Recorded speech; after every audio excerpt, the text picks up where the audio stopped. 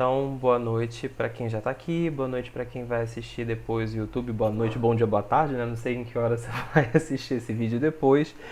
É... Tiago, some não, deixa a tua câmera aí, aparece aí pra gente, tá? Aparece na gravação também, ficar famosinho no YouTube com a gente. É... Queria agradecer então a presença da Thaís e do Tiago que estão aqui com a gente. Thaís, você pode orar pra gente começar? Tem que ativar o seu. Isso. Posso, deixa só eu abaixar o som do DP aqui.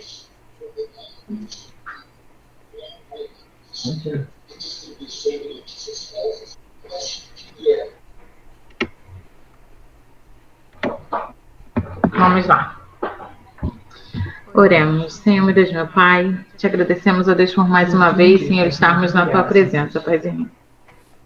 Te damos, ó Deus, pela oportunidade, ó Deus, de mesmo longe, ó Pai, estarmos juntos, ó Deus, para louvar e engrandecer o teu santo e excelso nome, Senhor, para aprendermos mais de ti, Senhor.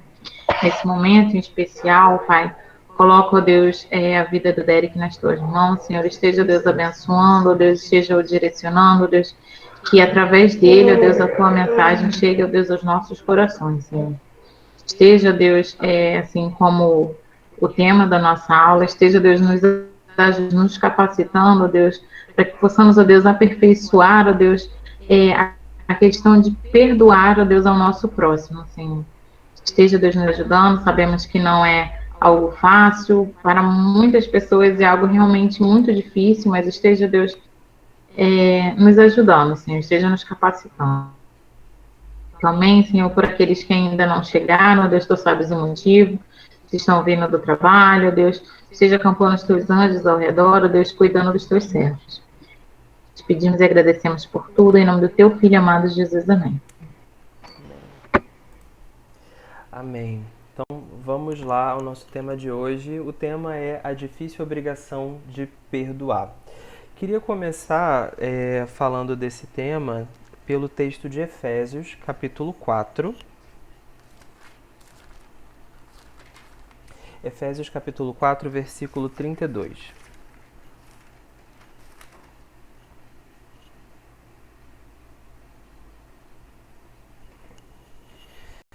Efésios 4, 32, ele fala o seguinte: Sejam bondosos e compassivos uns para com os outros, perdoando-se mutuamente, assim como Deus os perdoou em Cristo. Duas coisas importantes nesse texto é o seguinte: o perdão, ele é uma necessidade mútua. Não existe nenhuma pessoa que toda hora precise apenas perdoar e nem ninguém que toda hora precise receber apenas perdão. O perdão, ele é uma coisa constante que a gente precisa tanto dar quanto receber. Então ele fala que a gente precisa fazer isso o tempo inteiro e mutuamente. Tanto perdoar os outros quanto receber perdão dessas pessoas. E ele coloca mais uma informação importante nesse versículo, que é que Cristo também nos perdoou. Cristo não precisou ser perdoado, porque ele nunca fez nada de errado, né, para conosco. Mas ele nos perdoa o tempo inteiro. Então ele falou que da mesma forma como Cristo nos perdoou, então nós também precisamos perdoar os outros. E se a gente lembrar, por exemplo, da oração do Pai Nosso, eu até coloquei isso lá na divulgação no grupo, né? Perdoai as nossas ofensas, assim como nós perdoamos a quem nos tem ofendido, aos nossos devedores. Ou seja, nessa oração, ele coloca sobre nós a responsabilidade de perdoar os outros para que o perdão de Deus seja na mesma medida que a gente perdoa o outro. Então eu fico pensando, se o perdão de Deus fosse parecido com o perdão que eu dou aos outros, eu seria perdoado por Deus? Eu estaria numa situação em que eu teria os meus pecados perdoados ou não? Se Deus perdoasse da mesma forma como eu perdoo, como que eu ficaria? Porque tem muitas pessoas, por exemplo, que perdoam, mas é eu lá e você é do outro lado da rua. Se Deus te perdoasse dessa forma, não, te perdoo, mas é você aí e eu aqui no céu. Como que ficaria? Né? Se Deus ele agisse, ele colocasse as mesmas regras, as mesmas condições que a gente coloca para perdoar os outros, né? Oi Raquel, bem-vinda. Vamos dar uma olhada no texto de Mateus 18, do 21 até o 35. Sabe de uma coisa que eu acho interessante? A gente sabe que perdoar é uma necessidade, mas a gente fica pensando assim, eu perdoo desde que não seja uma coisa repetida. Não sei se vocês já ouviram ou já falaram isso, né? Porque eu tenho gostado muito das nossas reuniões, porque a gente pode ser muito transparente. São coisas que a gente pensa, são coisas que a gente fala. Muitas vezes a gente teve, né, esses discursos, teve esses pensamentos, e a gente está aqui realmente para abrir o coração e para repensar algumas coisas, né? Então a gente tem muitas vezes esse discurso do seguinte: eu sei que eu preciso perdoar, eu perdoo sim, desde que a pessoa não cometa o mesmo erro toda hora. Né? Então é uma condição que a gente coloca, porque senão a gente não vai estar sendo feito de trouxa, né? A gente não pode aceitar ser feito de trouxa. E aí eu me pergunto mais uma vez aquela mesma coisa que a gente acabou de comentar. E se Deus usasse esse mesmo critério? Eu te perdoo desde que não seja um erro repetido.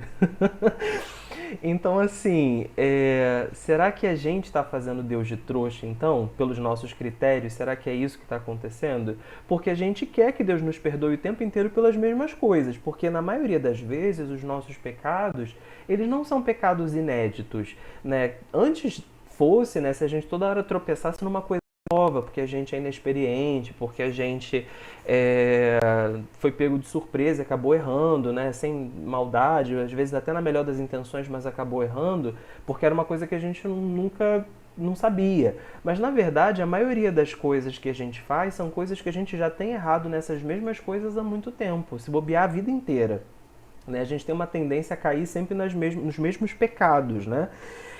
E aí eu pergunto, se a gente tem que ter um perdão que Deus possa nos perdoar da mesma forma, então se a gente aplica esse critério de que eu perdoo desde que não seja o mesmo erro, a gente se coloca numa situação complicada, porque é exatamente isso que a gente faz com Deus.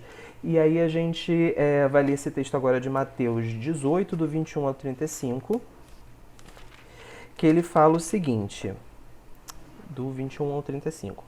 Então Pedro aproximou-se de Jesus e lhe perguntou: Senhor, quantas vezes deverei perdoar a meu irmão quando ele pecar contra mim? Até 7 vezes? Jesus respondeu: Eu lhes digo, não até 7, mas até 70 vezes 7. Por isso, o reino dos céus é como um rei que desejava acertar as contas com os servos. Quando começou o acerto, foi trazido à sua presença um que lhe devia uma enorme quantia de prata. Como não tinha condições de pagar, o Senhor ordenou que ele, sua mulher e seus filhos e tudo quanto ele possuía fosse vendido para pagar a dívida. O servo prostrou-se diante dele e lhe implorou: Tem paciência comigo, eu te pagarei tudo. O senhor daquele servo teve compaixão, cancelou a dívida e o deixou ir. Mas quando aquele servo saiu, encontrou um de seus conservos, que lhe devia 100 denários. Agarrou-o e começou a sufocá-lo, dizendo: Pague-me o que você deve. Então o seu conservo caiu de joelhos e implorou-lhe: Tenha paciência comigo, eu lhe pagarei. Mas ele não quis. Antes saiu e mandou lançá-lo na prisão até que pagasse a dívida. Quando os outros servos, companheiros dele, viram o que havia acontecido, ficaram muito tristes e foram contar ao seu senhor tudo o que havia acontecido. Então o senhor chamou o servo e disse: Servo mau, cancelei toda a sua dívida porque você me implorou. Você não devia ter sido misericordioso com seu conservo, assim como eu tive de você? Irado, seu senhor entregou aos torturadores até que pagasse tudo o que devia. Assim também lhes fará meu Pai Celestial, se cada um de vocês não perdoar de coração a seu irmão. Olha que bonito e pesado ao mesmo tempo, né, esse texto. O que ele está querendo dizer é o seguinte: a gente chega diante de Deus com uma enorme dívida, e o salário do pecado é a morte. Então a gente chega com uma grande sentença a ser cumprida. E a gente fala: Senhor, me perdoa, eu fiz muitas coisas erradas só hoje, que dirá a semana inteira, que dirá o mês inteiro, que dirá a minha vida inteira. Eu estou com uma dívida que eu não tenho como pagar. E aí, por misericórdia, por amor, o Senhor cancelou essa dívida com a gente através do sofrimento de Jesus Cristo, do seu sacrifício na cruz. Então toda essa dívida absurda foi cancelada, e Jesus usa esse termo como uma parábola do que ele mesmo iria fazer. Essa dívida foi cancelada, você foi libertado, foi livre para seguir sua vida e ter a vida eterna. E aí, apesar da gente ter todo esse histórico de tantas transgressões apagadas, a gente simplesmente pega o caso de uma pessoa que às vezes falou uma palavra pejorativa para você, te magoou e com razão, você ficou chateado, mas por conta daquela palavra que aquela pessoa te disse, você joga fora uma amizade de vários anos, você desiste de um ministério, você desiste às vezes de uma igreja inteira por conta de alguma coisa que aconteceu. Então a gente sabe que igreja não é lugar de pessoas perfeitas. Nós que estamos nela desde que nascemos ou há muitos anos, a gente sabe o quão podre uma igreja pode ser, né? Quantos problemas uma igreja pode ter.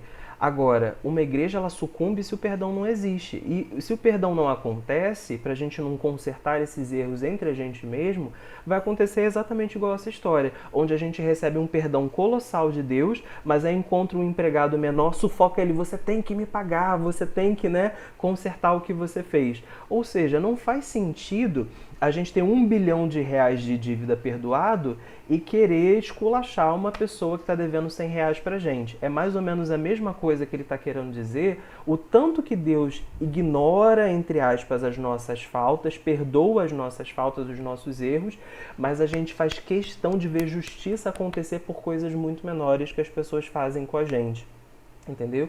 E às vezes você não quer só que a pessoa peça desculpa, você quer que a pessoa que te fez mal sofra, que a vida ensine, né? Que as coisas, que o jogo vire, né?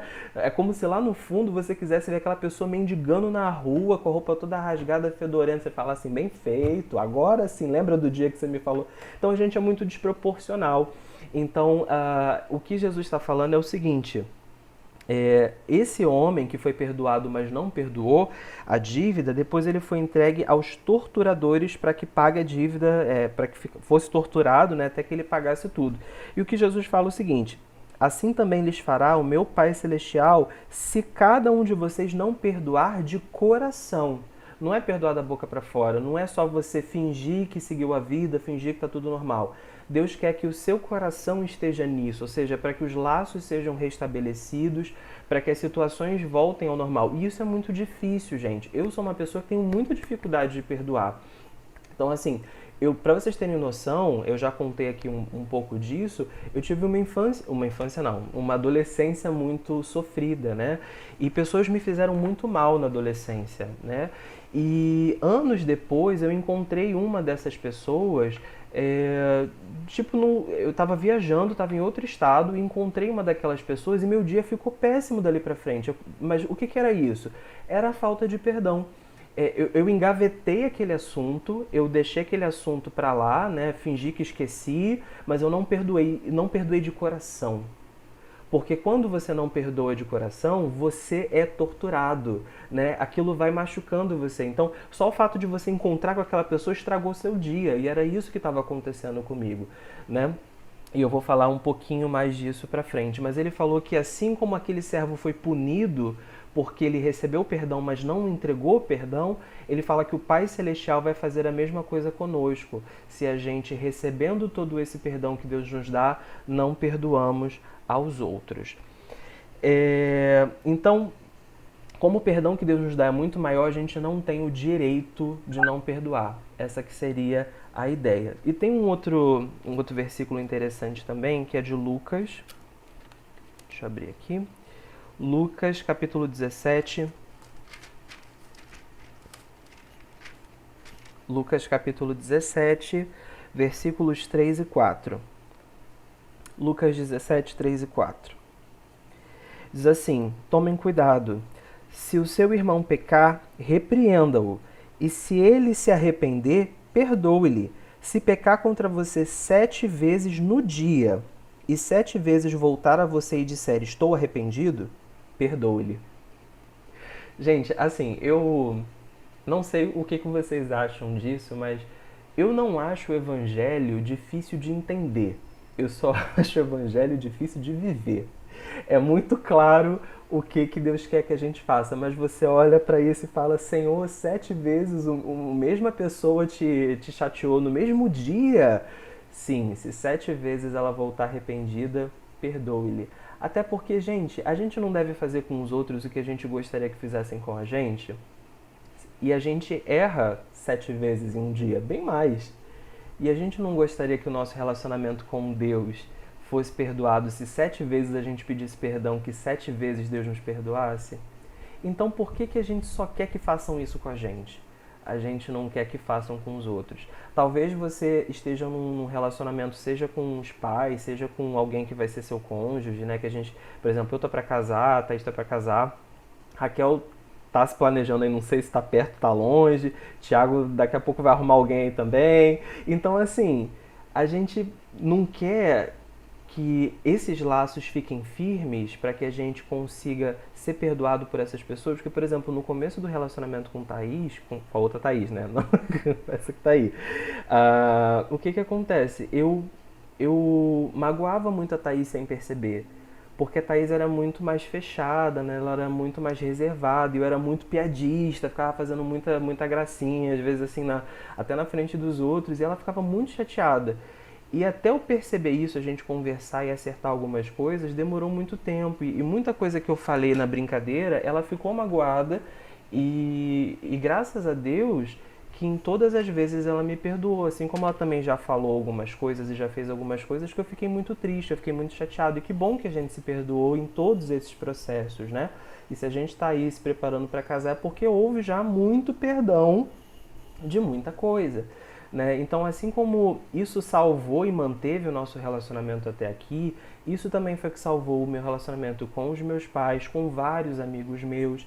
Então, o perdão, ele torna as coisas melhores. Que a gente podia simplesmente desistir das pessoas, mas a gente é muito melhor quando a gente perdoa e consegue subir para um outro nível, né?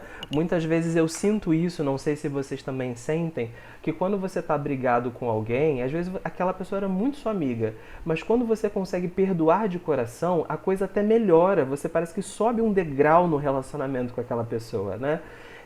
O perdão ele torna as coisas melhores. Então, se 7 vezes a pessoa te pede perdão em um dia, 7 vezes você deve perdoar, é o que o texto está nos dizendo. É muito difícil, assim. Em momento nenhum tô colocando, eu super faço isso, né? Isso aí é tiro de letra, faço isso com o pé nas costas. Mas é o que a gente sabe que é o que Deus espera de nós e a gente deve buscar isso dele. Mateus capítulo 5. Eu tenho uma pergunta. Fale, Raquel. Não sei se a gente deixa para o final, pode falar. Pode falar. Então, eu queria saber se você tem como tentar diferenciar essa questão de perdoar e de manter o relacionamento com a pessoa. Não sei se você vai chegar nisso ou não, mas, por exemplo, tem muitas relações que são complicadas, né, emocionalmente falando, de serem mantidas. Óbvio que, independente do que aconteça, a gente precisa perdoar até para a gente mesmo conseguir desenvolver nosso relacionamento com Deus e se sentir bem e tudo mais. Só que alguns laços precisam ser cortados, independente disso. Então, você conseguiria diferenciar essa linha tênue entre você perdoar uma pessoa, mas querer ela afastada de você? Então, a gente vai ler depois alguns textos que eu acho que podem ajudar a gente a entender um pouco isso. O que acontece? Para Deus isso é muito mais fácil porque a gente não consegue atingir a Deus ou deixar Deus numa situação de perigo, né, e tal. Não tem como colocar Deus nessa situação.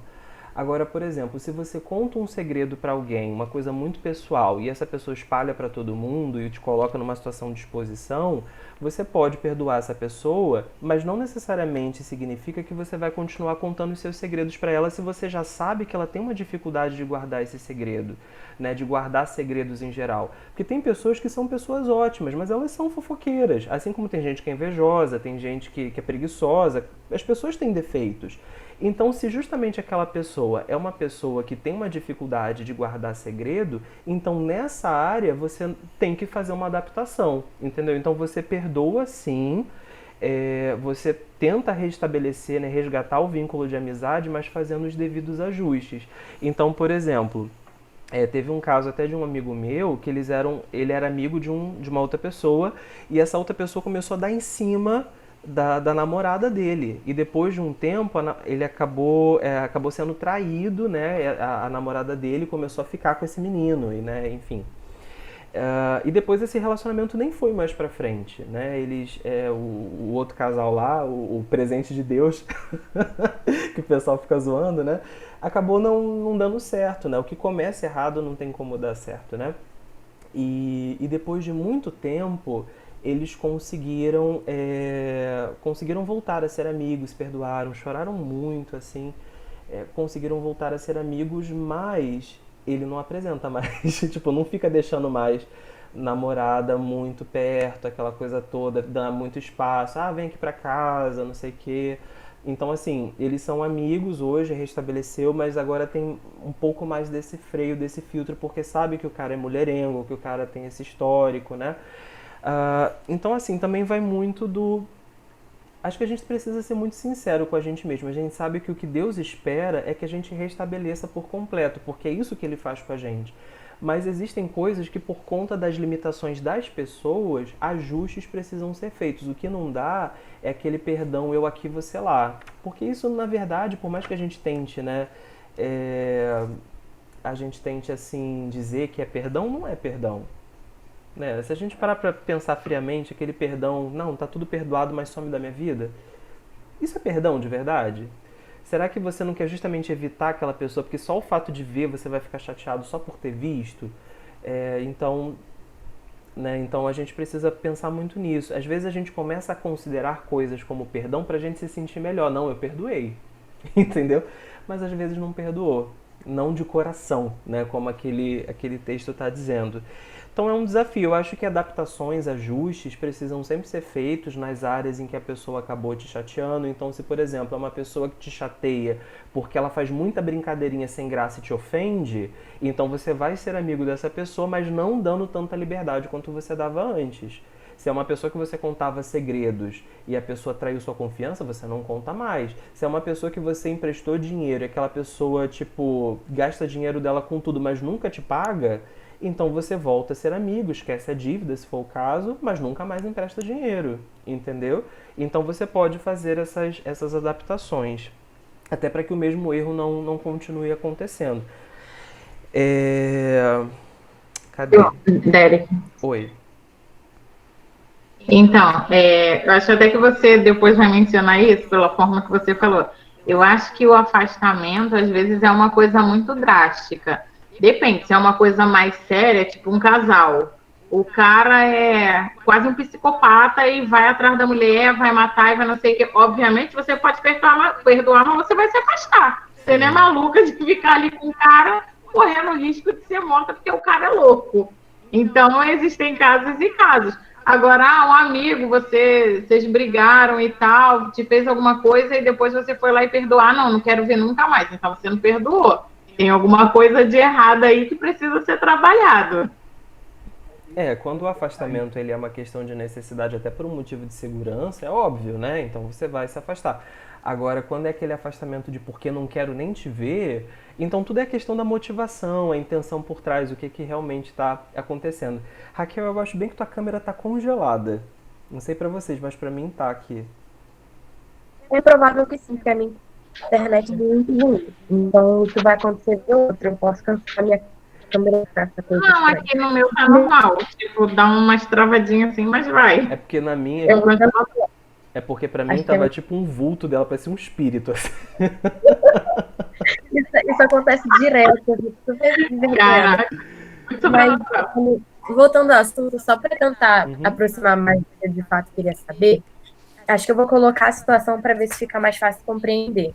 O que acontece é que a gente estava com um caso desse, aliás, a gente tem mais de um caso desse na família, e a gente estava conversando muito isso, porque a situação é a seguinte, um pai, ele foi muito displicente, assim, com relação ao cuidado com os filhos e tudo mais, deixou faltar muita coisa, não foi muito presente, e ao longo da vida, a relação continuava normal entre esse filho e esse pai, só que aconteceu uma situação mais grave e que causou uma certa mágoa, mas de um tempo se perdoaram, né? Só que esse afastamento continuou. O pai não procurou mais o filho e o filho não procurou mais o pai. E os outros filhos, eles começaram a cobrar essa Sacou? Assim, vamos fazer uma homenagem pro meu pai no Dia dos Pais? Vamos fazer um churrasco pro meu pai no Dia dos Pais? E esse filho se sentiu assim, não preciso fazer. Essa pessoa não é digna de ser homenageada, porque ele não me procura, não procura minha filha, não procura minha filha. Então, encontra na rua, eles se cumprimentam, se falam normalmente, se respeitam, mas não existe um esforço por parte desse filho de tentar fazer um agrado, de homenagear. Ele acha que ele não tem essa obrigação de homenagear o pai, de fazer um esforço de fazer algo que na cabeça dele não faz sentido, sabe? Não existe. Então, rolou muito esse debate, assim, ele tem mágoa do pai, ele tá magoado com o pai, e ele diz que ele não sente mágoa do pai, só que ele não tem necessidade de homenagear a pessoa que não tem por que ser homenageada. Então, eu entendo esse caso, né? Eu também vejo uns casos assim na família. Eu acho que várias famílias têm, né, casos assim. O que acontece? Ser pai, ser mãe, ser marido, ser mulher é algo que você constrói, né? É um processo, é um papel social, entendeu? Que você exerce. Então, se a pessoa não exerceu aquele papel, por mais que ele seja pai de sangue, você não tem um vínculo emotivo de pai e filho, porque isso não foi construído ao longo do tempo. Então, ao mesmo tempo que a pessoa não se sente confortável, porque ela vai estar se sentindo meio que teatral ali, né, de fazer uma coisa que ela não está realmente sentindo, eu entendo que a solução para isso não é fazer um churrasco, fazer uma homenagem no Dia dos Pais, mas é correr atrás do relacionamento que não foi construído. Então essas homenagens, elas fazem sentido a partir do momento que um relacionamento existe. Então você vai homenagear algo que é concreto, que existe ali. Então, se aquilo não existe, primeiro você precisa construir isso para aí sim fazer sentido você fazer celebrações, né, aquela coisa toda. Então, eu acho que o que não pode, se essa pessoa falou que não sente mágoa e é possível que ela não sinta mesmo, dela se colocar à disposição de construir esse relacionamento, correr atrás do tempo perdido, de criar esse vínculo. Então, se o pai tiver interesse e a pessoa também tiver, restabelece isso, porque isso é muito mais importante do que mandar uma mensagem no WhatsApp de Feliz Dia dos Pais, por exemplo, né? Então, se a pessoa tiver essa disposição, né, eu acho que o mais importante é essa construção, né, de resolver esse problema, correr atrás do tempo perdido. Tá todo mundo me ouvindo? Acho que deu uma congelada aqui. Aqui tá tudo normal. Tá. Acho que a câmera da Thaís Eu também... tô ouvindo, normal. Tá, a câmera da Thaís também deu uma travada. Eu acho que a minha internet não tá boa. Tá. Então, Mateus 5, pessoal, do 43... a Thaís até saiu. Tá aí, Mateus 5, do 43 a 48. Sim.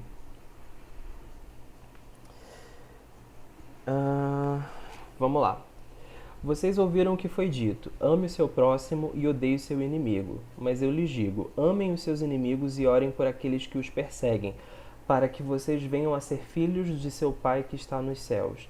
Porque ele faz raiar o sol sobre maus e bons, e derrama chuva sobre justos e injustos.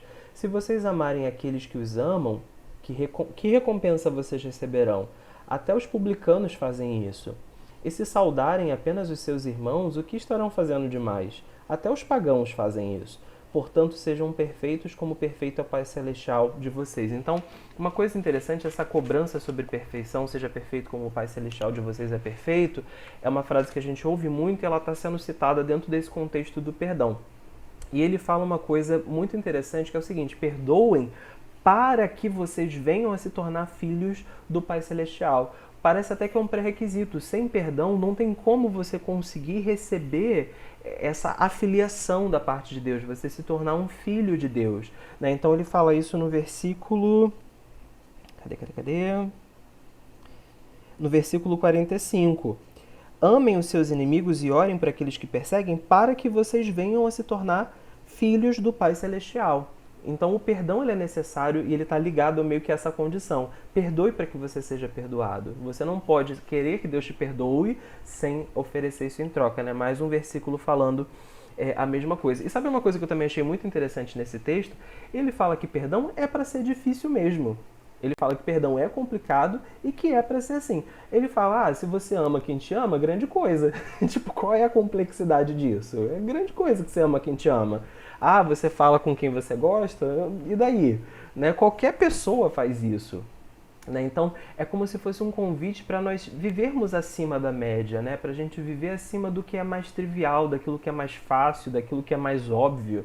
Então ele fala, amar quem te ama, cumprimentar quem te cumprimenta, ser agradável com quem é agradável é fácil. O evangelho vai se revelar e a graça de Deus ela é revelada naquelas coisas que não fazem muito sentido, como você amar quem te persegue, como você tratar bem quem te trata mal, como você ser cortês e ser gentil com uma pessoa que só te dá patada. Então, assim, é nesses momentos que as pessoas vão olhar e falar, gente, qual é dessa pessoa? Ele é diferente, ele tem algum, sabe? Ele é um ser humano, o pessoal fala, é um ser humano evoluído, ele é, sabe? Então é nesses momentos que a gente consegue manifestar a graça de Deus e manifestar exatamente o que Deus faz com a gente, porque é isso que Deus faz com a gente. Nos amar quando nós não merecemos, né? Nos amar quando a gente peca, quando a gente falha.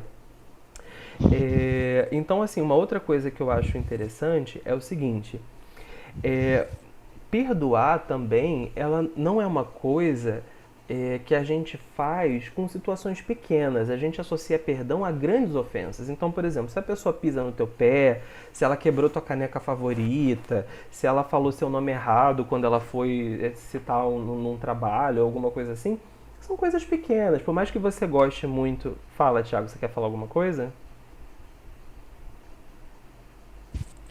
Não, eu ia falar de uma situação que eu vivenciei há pouco tempo e que eu tive essa experiência aí, da pessoa ela me destratar com palavras.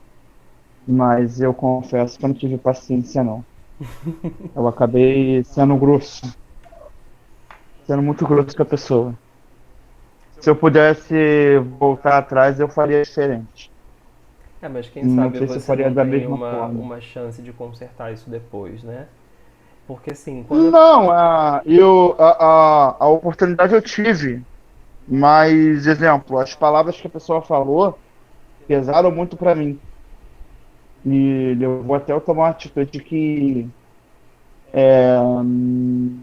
no início foi radical, mas pensando agora foi a melhor decisão que eu tomei de ter feito o que eu fiz.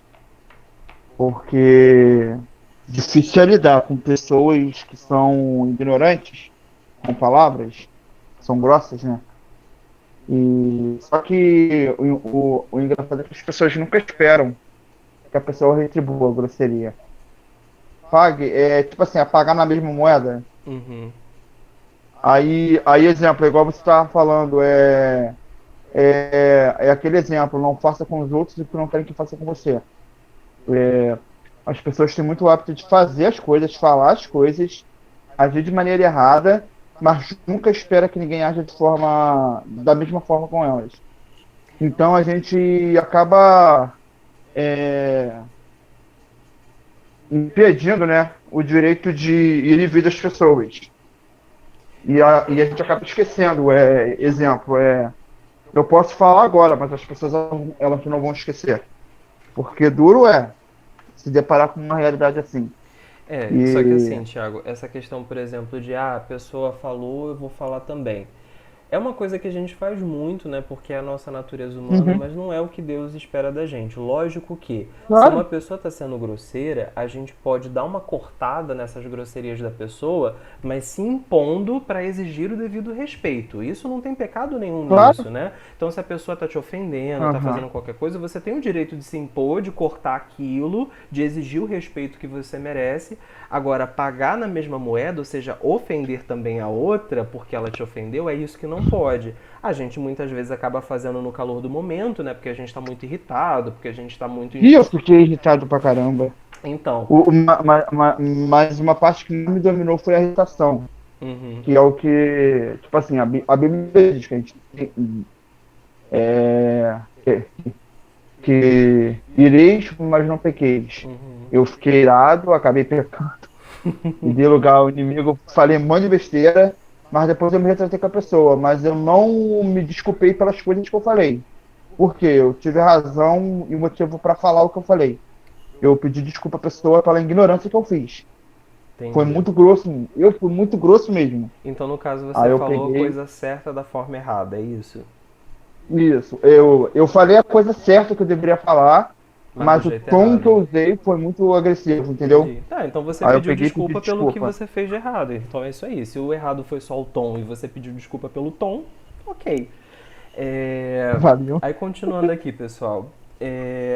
O que eu tava falando sobre essa questão do perdão é o seguinte: o perdão ele é feito, ele acontece quando uma coisa realmente magoa, né? Quando uma coisa realmente ofende. Então, o fato da pessoa pisar no teu tênis branco, sujar teu tênis branco, é chato, mas não é uma coisa que vai exigir um perdão, sabe? Lógico que, para algumas pessoas, isso pode tomar uma proporção muito grande, dependendo do que for. Por exemplo, eu sempre quis ter aquele globo de neve que você via naqueles desenhos americanos, né? Que o pessoal comprava aquele globinho, chacoalhava e ficava aqueles floquinhos de neve. Uma amiga minha, ela foi para os Estados Unidos e ela, quando trouxe, ela sabendo que eu gostava muito daquilo, ela comprou um para mim e me deu. O meu irmão, ele é muito destrambelhado, um belo dia ele esbarrou naquilo, caiu no chão, quebrou e até hoje eu não tenho outro, né? Então, assim, a Raquel falando que ela mesma quebrou dela, nunca vou me perdoar. Pois é, eu fiquei muito chateado com ele, mas não foi uma coisa assim que eu precisei iniciar um processo de perdão na minha vida, sabe? Ou então, por exemplo, várias pessoas quando vão me apresentar ou fazer qualquer coisa, escrevem meu nome errado, falam meu nome errado ou qualquer coisa do tipo. E tipo, é chato assim, poxa, não, meu nome não é Derek. Sabe, meu nome é Derek. Ou coisas assim, mas não é nada que você fala assim, gente, quantas pessoas me chamam de Eric, me chamam de, sei lá, de várias variantes, né? E é o tipo de coisa que você fica assim, poxa, né? Você é meu amigo há o quê? Uns 5 anos já? Não sabe meu nome? É chato, mas não é uma coisa assim que pra mim chega a ser uma ofensa, sabe? Eu preciso iniciar um processo de perdão. Agora, uma pessoa que traz sua confiança, uma pessoa que te difama, uma pessoa que tenta te fazer de bobo, são coisas que uma pessoa que te fala uma coisa, né, uma ofensa muito pesada. Então aí sim, o perdão é um processo que começa a acontecer. Então eu não vejo como perdão, esbarrei, me perdoa. Gente, sério? Né? Eu não vejo isso como um perdão, até porque você nem se ofendeu, aquilo nem fez nada com você. Agora, quando alguma coisa realmente te atinge e atinge o seu interior, aí sim, quanto mais difícil, mais necessário esse perdão é. Até para que a gente tenha qualidade de vida também.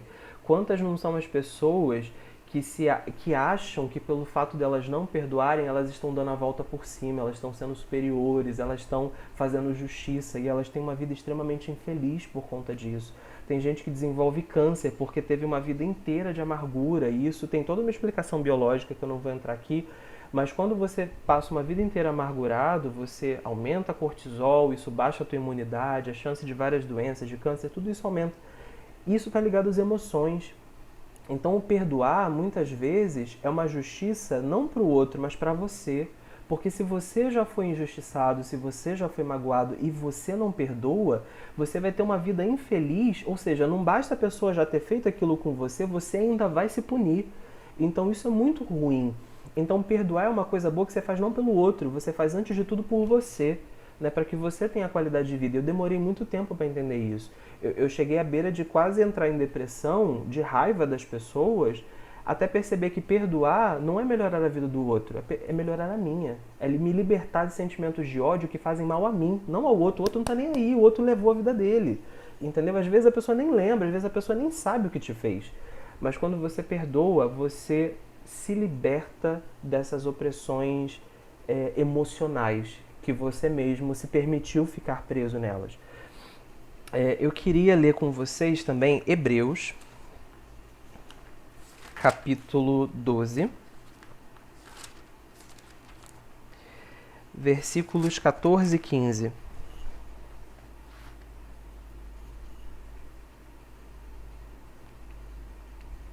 Hebreus 12, versículos 14 e 15. Diz assim: esforcem-se para viver em paz com todos e para serem santos. Sem santidade, ninguém verá o Senhor. Cuidem que ninguém se exclua da graça de Deus, que nenhuma raiz de amargura brote e cause perturbação, contaminando muitos.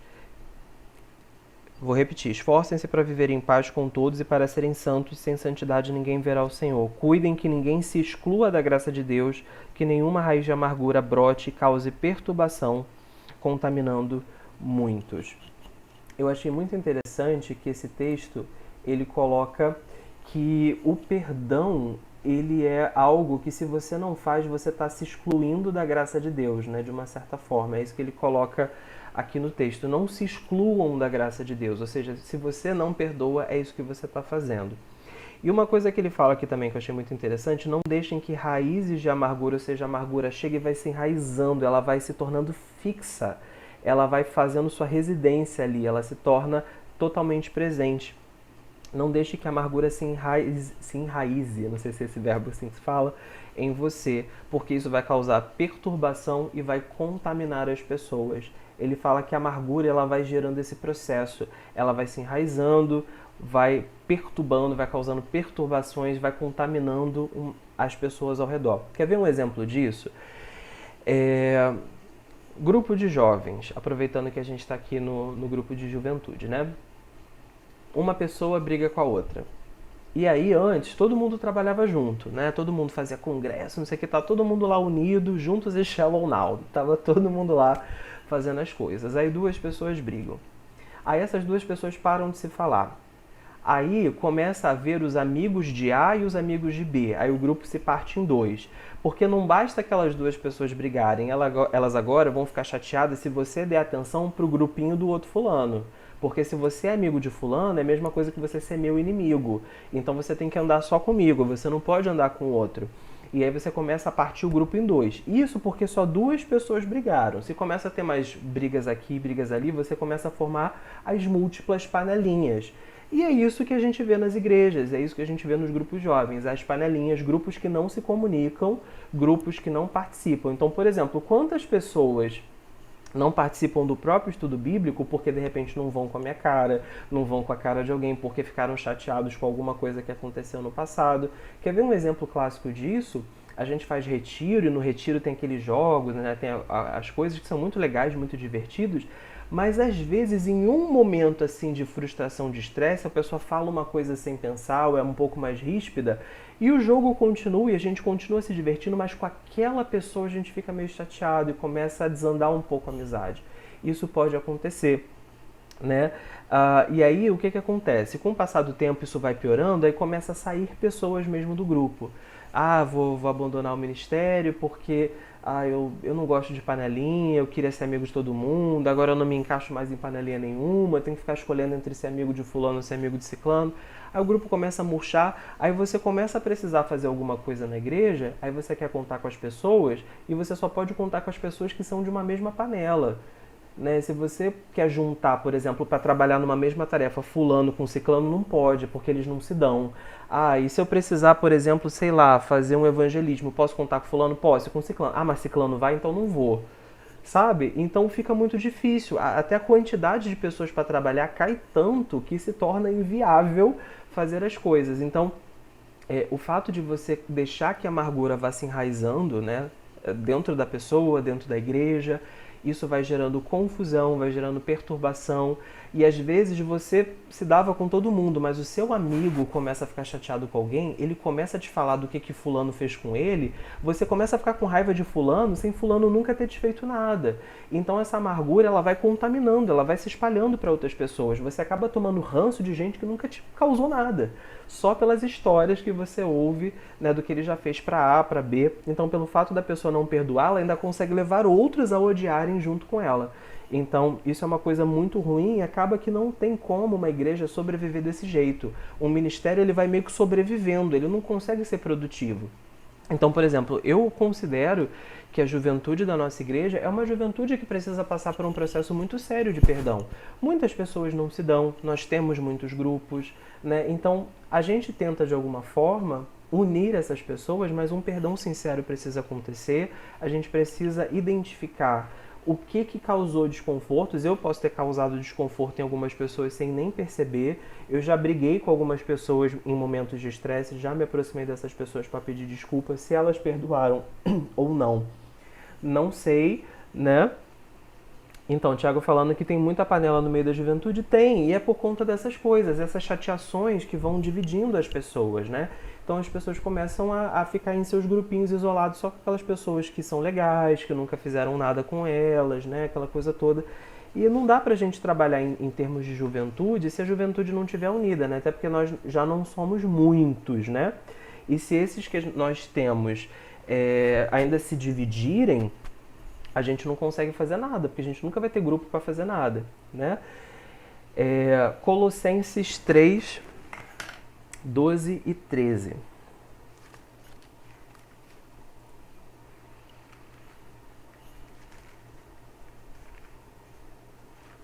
Colossenses 3, versículos 12 e 13. E eu já vou caminhar para a reta final aqui do estudo. Colossenses 3, 12 e 13 fala o seguinte: portanto, como povo escolhido de Deus, santo e amado, revistam-se de profunda compaixão, bondade, humildade, mansidão e paciência. Suportem-se uns aos outros e perdoem as queixas que tiverem uns contra os outros. Perdoem como o Senhor lhes perdoou. E repara que ele fala de tudo que é necessário para que o perdão aconteça. E às vezes não só o perdão, mas até o fato de você sequer se chatear. Às vezes é muito melhor que você faça de tudo para não se chatear, para não ter que perdoar depois. O perdão ele é muito bom, mas o melhor ainda é quando a gente não precisa nem ter que precisar perdoar, né? E para isso ele fala, revistam-se de compaixão, bondade, humildade, mansidão, paciência. Muitos processos de perdão não precisariam acontecer se a gente fosse um pouco mais paciente, se a gente fosse mais bondoso, se a gente fosse mais humilde. Quanta gente não arruma briga porque é soberbo, porque não leva desaforo para casa. Então, se a gente trabalhar na prevenção com esses sentimentos que esses versículos falam com a gente, Tiago falando que a questão é ter paz e não se abalar com bobeira. Mas assim, esse conceito de bobeira é muito relativo, né? Às vezes o que é bobeira para um é algo muito grave para outro, porque cada um tem um histórico de vida e as coisas pesam diferente para as diferentes pessoas, né?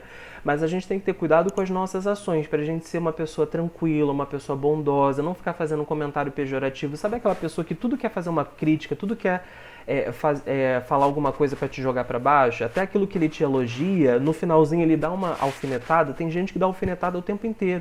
Então, ter cuidado com isso, né? De nós sermos pessoas pacíficas, pessoas do bem, pessoas cheias de compaixão, de humildade, de bondade, mansidão. E ele fala o seguinte: suportem-se uns aos outros. Às vezes não é nem conviver, a questão de suportar é de você realmente carregar a cruz. Tipo, não, cara, fulano é insuportável, mas vou suportar, entendeu? O texto deixa bem claro que às vezes a convivência não é questão de você gostar, não é questão da pessoa ser bacana, né? Não é questão da pessoa ser maneira. Às vezes a pessoa é muito chata. A pessoa, ela é... Entendi, Thiago. Você colocou que tá falando por você em relação àquela questão. Sim, entendi. Mas então, assim, às vezes a pessoa ela é muito, muito ruim. Ela é uma pessoa perversa. Ela é uma pessoa difícil de lidar, né? E você vai ter que aprender a suportar. Em certos aspectos, eu sou uma pessoa difícil de lidar. Alguns são também pessoas... Tem gente que é extremamente pacífica, uma pessoa de boa, tranquila. Tem gente que é estourada, tem gente que é teimosa, né? Tem gente que tem essas dificuldades. Então a Bíblia fala de você suportar. Não é uma questão de realmente aproveitar a comunhão. Tem hora que sabe aquela vontade de sair na voadora? Controla isso. É mais ou menos isso que o texto está dizendo pra gente. Se vocês têm queixas um contra os outros, perdoem. Eu queria muito que um dia, e a gente deve orar para isso, que a gente sente que muita ferida aconteceu ao longo desses anos e a gente não sabe o porquê que algumas pessoas não se dão com outras. Mas seria necessário que um dia a gente conseguisse colocar isso de uma forma bem aberta, não necessariamente na frente de todo mundo, né? Mas entre as pessoas envolvidas, conseguir falar assim: olha, aquele dia aconteceu tal coisa, eu fiquei chateado. E eu queria resolver isso, eu queria me libertar dessa raiva que eu sinto de você. E eu falar: eu também fiquei chateado com você. Eu sei, então vamos, da gente conseguir um dia colocar as cartas na mesa e dizer: aconteceu isso, me machucou muito, assim, eu fiquei muito chateado com o que você falou, fiquei muito chateado com o que você fez, e resolver, né, para que a gente consiga ser um corpo, ser igreja, como a gente deve ser. 1 Pedro 4, 8. 1 Pedro 4, versículo 8, fala o seguinte: sobretudo, ele fala uma série de instruções, né, uma série de recomendações, e o capítulo 4 de 1 Pedro, o título para mim é Vivendo para Deus. E ele coloca uma série de instruções, né? E aí no final de todas elas ele fala: sobretudo, amem-se sinceramente uns aos outros, porque o amor perdoa muitíssimos pecados. Então o segredo por trás do perdão de Deus por nós é o amor que ele sentiu pela gente. Porque só o amor do tamanho do amor de Deus é capaz de perdoar pecados que acontecem o tempo inteiro. E a gente não consegue olhar para Deus e falar assim: ah, Deus é trouxa. Não, Deus é um Deus que ama, e ele ama incondicionalmente. A gente não consegue pensar que Deus está sendo feito de trouxa. Isso não passa pela nossa cabeça. Mas quando a gente pensa na gente, a gente pensa imediatamente que perdoar muitas vezes é ser trouxa. Por que para Deus pode e para a gente não? Se a gente tem que ser parecido com Ele, por que a gente não pode pedir para que Deus aumente o nosso amor a ponto da gente conseguir relevar, né? Então, eu até falei, por exemplo, que eu e Thaís, né, que estamos aqui, nós estamos nos preparando para casar e nós somos muito diferentes. Em muitos momentos a gente se magoou, a gente se feriu, e a gente sabe que só não acabou o relacionamento porque o amor estava nascendo, o amor estava crescendo e o amor nos manteve até hoje. E a gente sabe que vai ser o segredo para o resto da vida. Só vai haver perdão enquanto houver o amor. E o amor, ele cobre qualquer transgressão. Quanto mais amor, mais perdão. Então isso é muito interessante, né? Isso que a Bíblia fala: o amor cobre uma multidão de pecados, né? Então, quanto mais intenso for o seu amor, menos você... Olha só. Tá falando, minha noiva, é só a graça de Cristo. Pois é. Então, assim... que a gente tenha, né, esse sentimento de amor, que a gente peça para que Deus aumente o nosso amor, para que a gente não... Peraí, Raquel chegou. Para que a gente não consiga superar isso, né? E eu queria terminar, pessoal, com um texto muito interessante que mostra o efeito do perdão. Tem vários, na Bíblia tem vários exemplos de perdão, mas um que é muito marcante para mim é o de Gênesis 45, a história de José. Eu sei que é uma história conhecida, mas eu queria encerrar com ela mostrando uma coisa. Gênesis 45, do versículo 1 até o versículo 15. A essa altura, José não podia mais conter-se diante de todos que estavam ali e gritou: façam sair a todos. Assim ninguém mais estava presente quando José se revelou a seus irmãos. E ele se pôs a chorar tão alto que os egípcios o ouviram, e a notícia chegou ao palácio de Faraó. Então disse José a seus irmãos: eu sou José, meu pai ainda está vivo? Mas os seus irmãos ficaram tão pasmados diante dele que não conseguiram responder-lhe. Cheguem mais perto, disse José a seus irmãos. Quando eles se aproximaram, disse-lhes: eu sou José, seu irmão, aquele a quem vocês venderam ao Egito. Agora não se aflijam, nem se recriminem por terem me vendido para cá, pois foi para salvar vidas que Deus me enviou adiante de vocês. E já houve 2 anos de fome na terra, e nos próximos 5 anos não haverá cultivo nem colheita, mas Deus me enviou à frente de vocês, para lhes preservar um remanescente nessa terra, e para salvar-lhes a vida com grande livramento. Assim não foram vocês que me mandaram para cá, mas sim o próprio Deus. Ele me tornou ministro do Faraó, e me fez administrador de todo o palácio e governador de todo o Egito. Voltem depressa a meu pai e digam-lhes: assim diz o seu filho José, Deus me fez senhor de todo o Egito, venham para cá, não te demores. Tu viverás na região de Gósen e ficará perto de mim, tu e seus filhos e os teus netos e as tuas ovelhas e bois e todos os seus bens. Eu te sustentarei ali, porque ainda haverá 5 anos de fome. Do contrário, tu, a tua família e todos os teus rebanhos acabarão na miséria.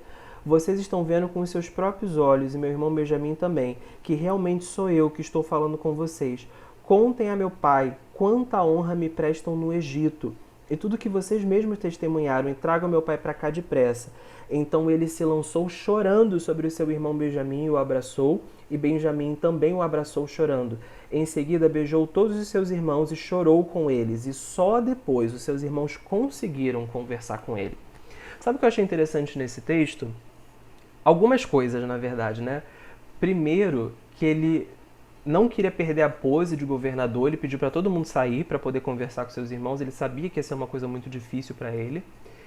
E ele, aquele processo de perdão, porque ali ele estava perdoando, foi uma coisa tão intensa que ele chorou tão alto, que todos os egípcios que estavam próximos conseguiram ouvir, essa notícia se espalhou, para mostrar o quanto ele estava sofrendo. E por que eu estou querendo chamar atenção para isso? Porque esse foi o final do processo. José já tinha tentado fingir que ele não conhecia aquelas pessoas. Então, por exemplo, ele falava e um intérprete traduzia para os irmãos dele. Nas primeiras vezes, né, que os irmãos vieram buscar alimento, ele reconheceu na mesma hora, mas ele falou na língua egípcia e aí um intérprete falava com os irmãos dele, então ele estava fingindo que eu não sabia quem era, que eu nunca viu. Depois ele começou a colocar taças de prata, né, para fingir que eles tinham roubado, para ter uma desculpa de colocar na cadeia, vingança, né, querer fazer eles pagarem pelo que tinham cometido, né, e fazer chantagem emocional. Vou colocar teu irmão mais novo na cadeia, meu pai vai desfalecer, não quero nem saber. Então José tentou se vingar, tentou engavetar o assunto, tentou fazer várias estratégias e nada trouxe paz, até que ele falou: eu preciso contar a verdade para eles, eu preciso superar. E quando esse perdão aconteceu, ele chorou tão alto, para você ver a dor que ele estava carregando. Ele estava tentando aplicar sua própria justiça, querer fazer com que eles pagassem, com que eles sofressem, mas aquilo não trouxe paz para ele, aquilo não resolveu as demandas emocionais que ele tinha dentro de si. Então foi quando ele finalmente resolveu se revelar. A princípio parece que ele estava tomando prejuízo, né? Porque os caras aprontaram com ele nem fez nada. Agora ele era governador, ele podia fazer o que ele quisesse com aqueles irmãos dele, né? Se vingar, de repente separar ali os mais legais e os mais chatos que fizeram as coisas com ele no passado, botar na cadeia. Ele podia, mas ele resolveu perdoar. Então parece que ele saiu no prejuízo, mas ele teve paz, ele chorou, lavou a alma, viu a família toda reunida de novo, e os irmãos não conseguiram nem falar com ele. E aí a gente percebe que quando ele chora junto com os irmãos choram com ele, e você vê que houve então um perdão das duas partes, né? Houve uma quebra de barreiras das duas partes. A Bíblia deixa muito claro que os irmãos só conseguiram falar depois que esse choro saiu. Tem muita gente com um choro preso, com um choro entalado na garganta, com perdão que precisa acontecer porque está sufocando. E a pessoa quer manter a pose para parecer que ela está saindo por cima, né? Porque a pessoa já aprontou comigo, então eu tenho que, né, manter minha pose, eu tenho que ser rígido, eu tenho que fazer a pessoa, né, comer na minha mão, correr atrás e tal. E no reino de Deus as coisas não são como esse mundo faz, né? No mundo as pessoas se vingam, as pessoas dificultam as coisas, se tornam mais ríspidas, constroem mais muros, e no Evangelho a gente tem que dar outra face. E parece que não faz sentido, parece que não é justo, parece que é uma covardia com a gente mesmo, mas o que a gente vê com o José e que a gente vê com várias outras pessoas é que quando a gente faz isso, a gente tem mais qualidade de vida, a gente melhora a nossa própria vida, a gente passa a ser feliz de verdade. E será que a gente já não sofreu tanto na vida para trazer infelicidade para a nossa própria vida, a gente ser o culpado da nossa própria amargura? Porque perdoar ou não é uma decisão nossa, não que seja fácil, mas a decisão de querer tentar e de querer começar esse processo é uma coisa que cabe a nós, tomar essa decisão. E será que você já não tem sofrido muito por não perdoar alguém? Eu sofri durante muitos anos, eu precisei fazer terapia, começar a fazer atendimento psicológico, porque eu não queria perdoar. E a minha vida estava sucumbindo, eu estava muito mal. E eu vejo que boa parte disso era falta de perdão para os outros, falta de perdão para mim mesmo. De coisas que eu fiz, de coisas que eu pensei, de coisas que eu falei, de amizades que eu perdi por conta de erros que eu cometi, que eu nunca me perdoei, igual a Raquel falou, até brincando, né, com o negócio do globo de neve. Mas às vezes o perdão mais difícil é aquele perdão que a gente tem que liberar pra gente mesmo. Nós somos as pessoas que mais somos críticas com a gente mesmo, né? E uma besteira que você fez em algum momento da sua vida, talvez o outro já até perdoou, mas você não consegue se livrar daquilo.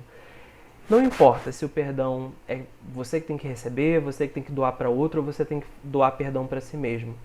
o perdão ele traz qualidade de vida. O perdão ele é necessário para que a gente consiga ser plenamente feliz, ter uma vida plena, uma vida cheia da alegria da salvação. Enquanto a gente não perdoa, a gente não consegue ser feliz de verdade, ter paz interior. Exatamente. Então eu queria terminar aqui o nosso estudo bíblico. Eu queria fazer uma oração para a gente terminar, porque eu sei que perdoar não é fácil, gente. Eu já tive muito mais dificuldade de perdoar do que eu tenho hoje. Não significa que hoje eu perdoo muito fácil, que qualquer coisa que você me falar eu vou superar na semana seguinte. Tem muita coisa que eu vou remoer durante muito tempo, mas eu tenho entendido a importância não só por ser a vontade de Deus, mas até para minha própria felicidade, para eu conseguir ter uma vida plena, uma vida feliz. Eu preciso me libertar das amarguras que existem dentro de mim. Independente se vai parecer que eu estou sendo feito de bobo, que eu sou idiota ou sei lá o que, mas eu só sei que quando eu perdoo eu me sinto livre. E eu quero isso sempre. Às vezes o meu eu fala muito alto, eu não consigo perdoar certas coisas, eu tenho dificuldade, mas depois que eu experimentei a alegria que é perdoar, eu quero tentar perdoar sempre, por mais que eu tenha muita dificuldade. Porque isso faz bem não só para os relacionamentos de amizade, familiares, né, de relacionamento homem-mulher, enfim, seja lá qual for, mas porque isso faz bem pra gente. Isso faz bem pro nosso eu, sabe? Pro nosso emocional, para quem nós somos. E uma igreja que perdoa, exatamente, Tiago, perdão liberta a alma. E uma igreja que perdoa é uma igreja que consegue crescer com qualidade, consegue avançar, consegue fazer mais coisas, porque deixa para trás tudo aquilo que feriu.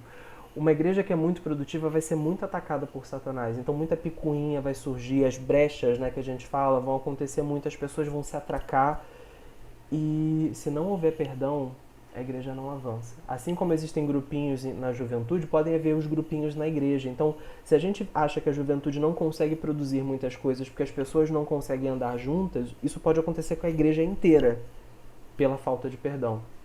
Pessoas amarguradas, pessoas que não colaboram umas com as outras. Que coisa horrível é você chegar no templo da igreja e falar, ali eu não posso sentar, porque fulano está ali, eu não me dou com ele. Não posso sentar do lado de irmãzinha fulana de tal. Isso não é evangelho, gente. Não é isso que Deus quer pra gente. Isso não é igreja. Então, é inevitável que isso vai acontecer com algumas pessoas, mas isso não pode acontecer com a gente. Você não pode decidir pelos outros, mas você pode decidir por você. Então, se você tem isso de você entra na igreja, ali eu não sento, ali não sei o que, né? Então, que a gente consiga melhorar isso. Alguém comentou aqui no chat. Thaís, eu não entendi a sua última frase. O que você falou aí? Isso não é ser exemplo para o mundo. Como assim?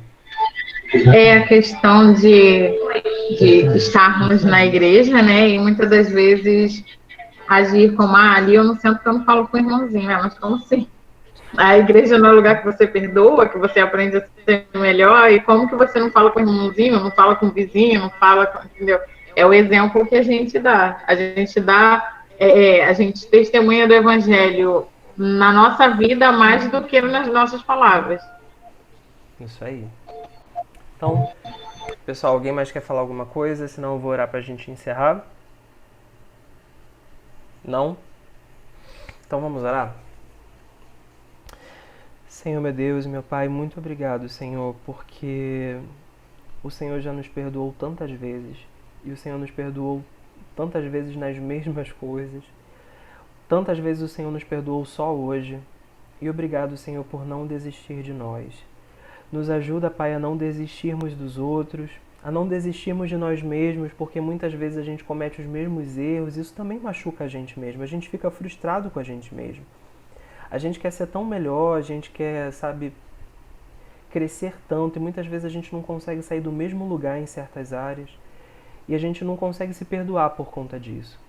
Deus, que o Senhor nos ajude a liberarmos perdão para nós mesmos também. Nos ajuda, Senhor, a perdoarmos as pessoas que nos falaram coisas muito difíceis de ouvir. Às vezes até as pessoas têm razão, mas falaram da forma errada. E às vezes essas pessoas também não têm razão. Falaram coisas equivocadas, falaram coisas malditas, coisas que machucam, coisas que feriram algo muito importante dentro de nós. Ó Deus querido, nos ajuda a superarmos isso, nos ajuda a restabelecermos certos relacionamentos que se perderam, nos ajuda, Senhor, aquilo que depender de nós, que a gente possa ter paz com todas as pessoas, para que a gente possa ser livre, para que a gente possa ser feliz de verdade. Nos ajuda, Senhor, para que naquilo que depender de nós, Senhor, a igreja possa ser uma igreja unida, para que nós possamos ser pessoas agregadoras e não pessoas dispersadoras. Ó Deus querido, nos ajuda a sermos parecidos com Cristo Jesus, inclusive no perdão. Nos ajuda a perdoar, Senhor, para que nós também possamos ser perdoados, porque a Tua palavra nos deixou muito claro que não recebe perdão aquele que não está disposto a perdoar. E assim como Cristo nos perdoou, nós também precisamos perdoar os outros. E muitas vezes a gente não consegue. Não é nem que a gente não quer, a gente não consegue. Nos ajuda, Senhor, porque nós somos falhos e nós precisamos da Tua graça. E nos ajuda também, Senhor, a termos uma vida correta a ponto de não precisarmos tanto, toda hora, o tempo inteiro, ter que pedir perdão. Nos ajuda, Senhor, a fazer a coisa certa, para que o perdão seja em último caso, para que ele não seja necessário, para que a ferida não seja feita. Nos ajuda, Senhor, para que aquelas feridas que estão abertas possam sim ser cicatrizadas, mas nos ajuda muito mais do que isso a não abrir novas feridas. É isso que nós te pedimos, Senhor, crendo que só pela ação do Teu Espírito Santo nós conseguiremos essas coisas.